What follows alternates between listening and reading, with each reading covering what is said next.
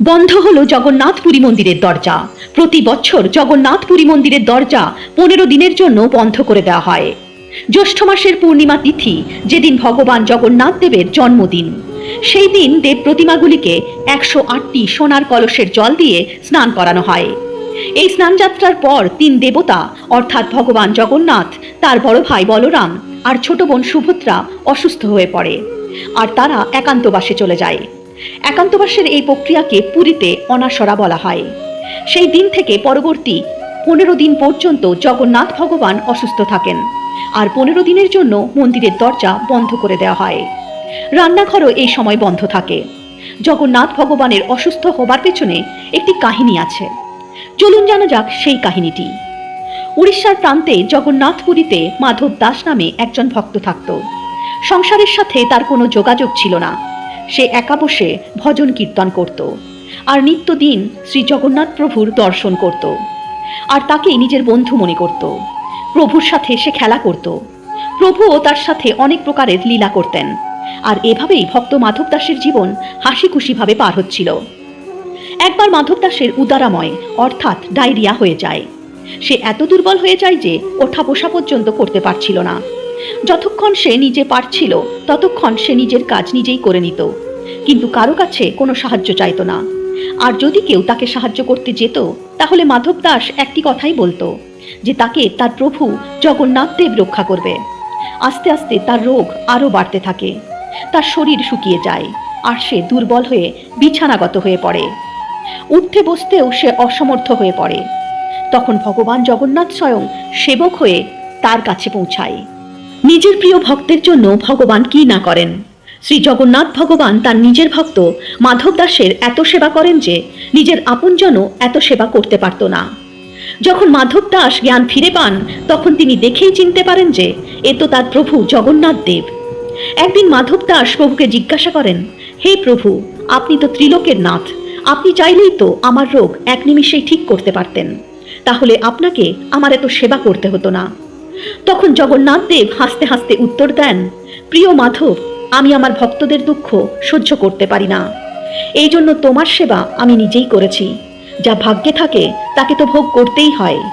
যদি এই জন্মে ভোগ না করো, তাহলে সেই কষ্ট ভোগ করবার জন্য পরবর্তী জন্ম নিতে হয়। আর আমি চাই না যে আমার ভক্তকে দুঃখ ভোগ করবার জন্য আবার জন্ম নিতে হোক। এই জন্য আমি তোমার সেবা করেছি। কিন্তু ভগবান তার ভক্তদের দুঃখ থেকে সহজেই বের করে দেন।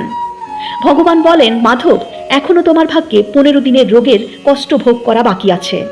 এই জন্য এই 15 দিনের রোগ তুমি আমাকে দিয়ে দাও।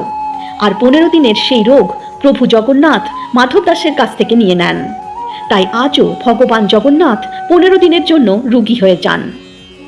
এই 15 দিনে জগন্নাথ মন্দিরের রান্নাঘরও বন্ধ থাকে, আর ভগবানকে এই সময় 56 ভোগ দেওয়া হয় না। এই 15 দিনে ভগবানকে কাঢ়া, আয়ুর্বেদিক ওষুধ এবং ফলের রস, ছানা ভোগ হিসাবে অর্পণ করা হয়। আর রাত্রে শোবার আগে মিষ্টি দুধ ভোগ হিসাবে অর্পণ করা হয়। এই সময় ভগবানের অসুখ দেখবার জন্য রোজ বেদ মহাশয় আসেন। ভগবান জগন্নাথ দেবের আরামের জন্য 15 দিন মন্দিরের দরজাও বন্ধ করে দেওয়া হয়। আর 15 দিন পর যখন ভগবান সম্পূর্ণরূপে ঠিক হয়ে যান, সেই দিন জগন্নাথ ভাই বলরাম ও ছোট বোন সুভদ্রা নগর পরিক্রমা করতে বের হন, যাকে রথযাত্রা নামে জানা যায়। এই দিন ভক্তদের ভিড় উপচে পড়ে ভগবানের দর্শন পাবার জন্য, কারণ এই দিন ভগবান স্বয়ং গর্ভগৃহ থেকে বেরিয়ে ভক্তদের সুখ দুঃখ দেখবার জন্য নগর ভ্রমণে বের হন। রথযাত্রার উৎসব ভারতের বড় উৎসবগুলির মধ্যে একটি। রথযাত্রা প্রতি বছর আষাঢ় মাসের শুক্লপক্ষের দ্বিতীয়া তিথিতে মানানো হয়। রথযাত্রার দিন ভগবান জগন্নাথ বড় ভাই বলরাম আর ছোট বোন সুভদ্রাকে 3টি বিশাল কাঠের নির্মিত রথে বসিয়ে বড় ডান্ডা নামক মার্গ থেকে মাসির বাড়ি গুন্ডিচা মন্দির পর্যন্ত নিয়ে যাওয়া হয়।